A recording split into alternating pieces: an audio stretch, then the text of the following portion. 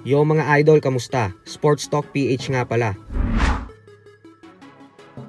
Ang update kay Pacquiao, pag-usapan natin yan mga idol. Ngunit bago ang lahat ay huwag kakalimutang mag-subscribe at i-click ang notification bell button for more sports talk. So matapos nga pong kumalat ng balita na pinaplanong bumalik ng ating pambansang kamauman ni Pacquiao sa sports ng boxing sa edad na 46 years old para labanan ang current WBC welterweight world champion Mario Barrios sa buwan ng Hulyo ngayong taon, ay kinumpirma nga po mismo ng ating fighting senator na nag-renew na ulit siya ng kanyang lisensya sa boxing sa Las Vegas, Nevada. Kaya naman dahil dyan ay malaki talaga ang posibilidad na muli nating makitang tumungtong sa ibabaw ng lona ngayong taon ang nag-iisang 8 Division World Champion ng boxing.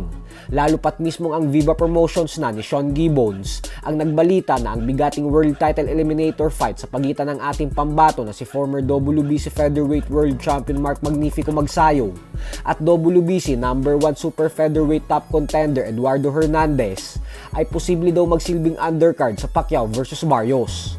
Subalit ang pangangamba nga po ngayon ng mga fans ay kung sa Hulyo na gaganapin ang laban ni Pacquiao ay paano pa daw ba ito magkakaroon ng oras para sumailalim sa isang matindihang training camp.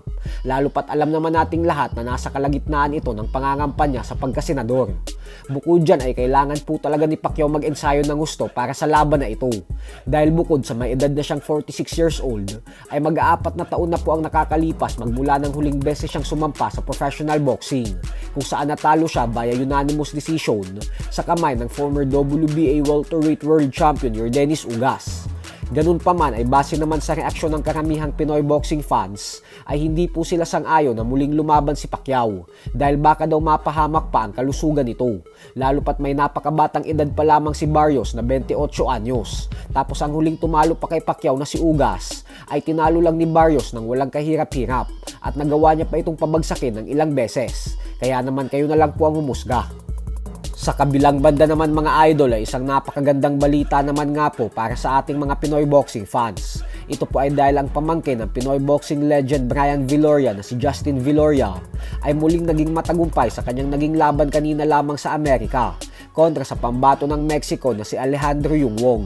Muling nagpakita ng napakalaking potensyal si Viloria sa laban na ito kung saan ipinamalas niya ulit ang bagsik ng kanyang kamao dahil binugbog lang nito sa buong laban si Alejandro hanggang sa tuluyan niya nang tinapos ang laban via 4th round knockout. Dahil sa panalong ito ni Justin Viloria, kaya naman umabante na ngayon ang kanyang napakalinis na undefeated record sa 9 wins with 7 knockouts at walang talo. Habang ang Meksikano namang si Alejandro ay lumagapak sa 12 wins with 6 knockouts at 2 talo. So hanggang dito na lang po muna tayo mga idol. Sports Talk PH